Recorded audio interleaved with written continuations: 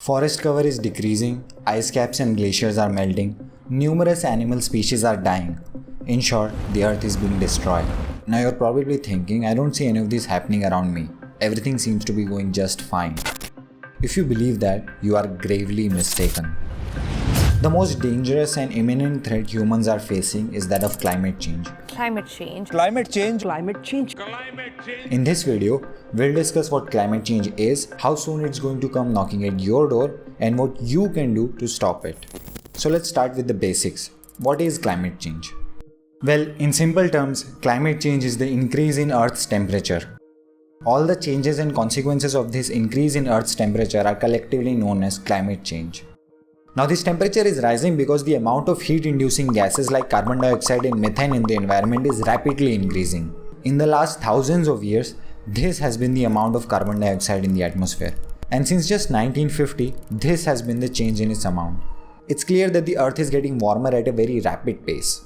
To understand the effects of such a rapid increase in Earth's temperature, let's go to the Intergovernmental Panel on Climate Change, or the IPCC. The IPCC is a part of the United Nations and was established in 1988 with 195 member countries.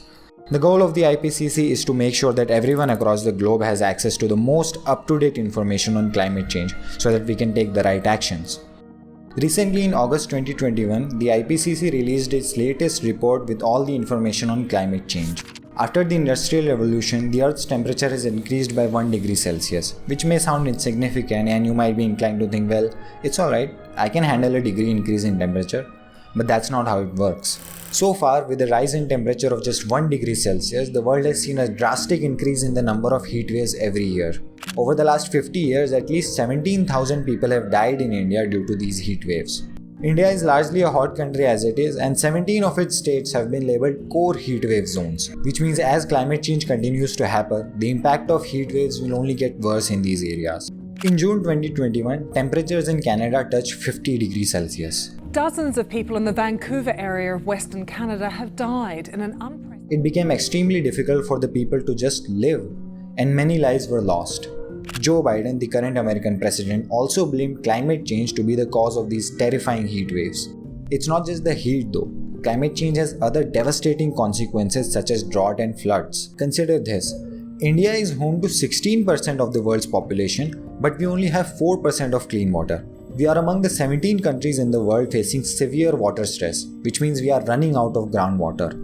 When it comes to India's water situation, we are often compared to regions like the Middle East and North Africa, which are surrounded by desert. So you can imagine how dire the circumstances are in India.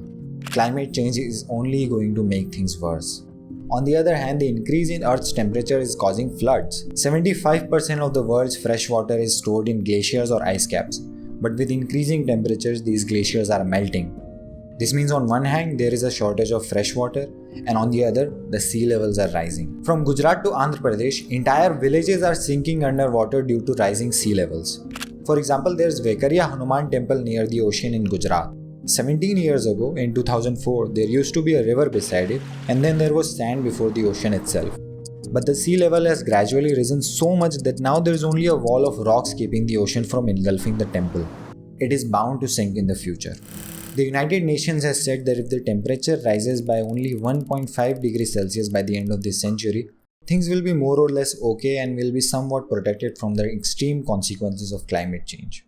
If the temperature increases by 2 degrees Celsius, there are going to be problems, but we may still be able to manage them. The problem here is that at our current rate, the Earth's temperature is going to rise by 1.5 degrees Celsius in just the next 10 years and by 3 to 4 degrees Celsius by 2080. Based on the report from IPCC, NASA has made an online tool to show how the sea levels will rise in the coming decades and which parts of the world face the danger of sinking underwater. Several major cities of India such as Mumbai, Chennai, Visakhapatnam and Cochin are also on this list. India's own report on climate change, which was just published recently, also stated that the heat waves in India are going to rise by up to 4 times by the end of this century. This means many more people are going to die as a result of these heat waves. After listening to all of this, if you still feel like, oh, this is just rubbish, I have no shortage of water in my neighborhood, I have an AC installed, and I won't have any problems, then this is what your situation is. It's like believing that there is a hole in the boat on the other side from where you're sitting. Meaning there may be problems in other regions or other parts of the world, but you are eternally secure. The fact is that you're on the same boat, and if there's a hole in the boat, the entire boat is going to sink. Meaning there is no place on earth that will not be affected by climate change. The solution to climate change is obvious. We need to reduce the amount of greenhouse gases in the environment. It's easier said than done, but there is still hope. To address climate change, action needs to be taken on two fronts: individual action and government action. The governments more or less only do what the citizens want them to do. So in this video, we'll discuss some excellent ways in which we can contribute to fight climate change, because when we understand the situation clearly and take the right decisions, only then we'll be able to force the government to do the right thing. Let's start by talking about some small but popular ways of helping the climate cause. First of which is planting trees.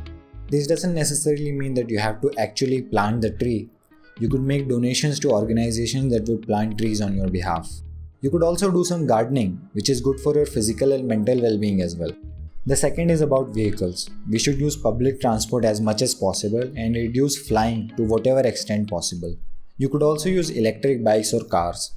Another step is for us to reduce our consumption. Every single purchase we make has an impact on the planet. Do you actually need everything you buy? Or are you just buying based on false advertising, hoping it will make you happy? We can live a minimalist lifestyle, buying only what we really need. And science will tell you that this is actually what brings you happiness. You have probably heard of these solutions because this is what is usually propagated in the name of environmentalism. These things indeed have their use, but the stuff that actually matters is rarely talked of. For instance, we are told to save our household water. But this contributes to just 3% of our total water use.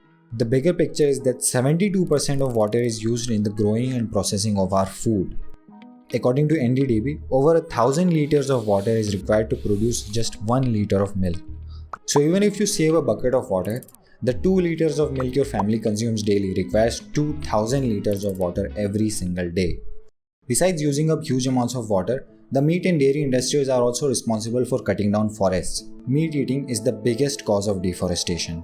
Apart from that, there are over 300 million cows and buffaloes in India, and their bodies constantly produce methane gas, which is about 80 times worse for the environment than carbon dioxide. If you'd like to know in detail what impact consuming meat and dairy has on the environment, please check out this video.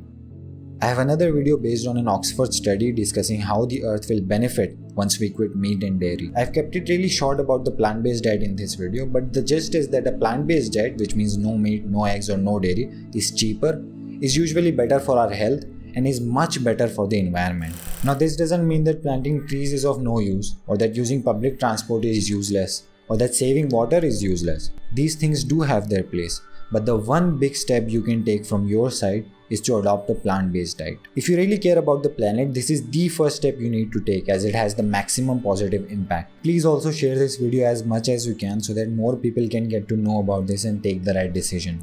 We talk a lot about recycled papers in the name of saving the forests, but meat is rarely talked of even though it's the biggest cause of deforestation. It's crucial that the right issues are highlighted. So please share the video.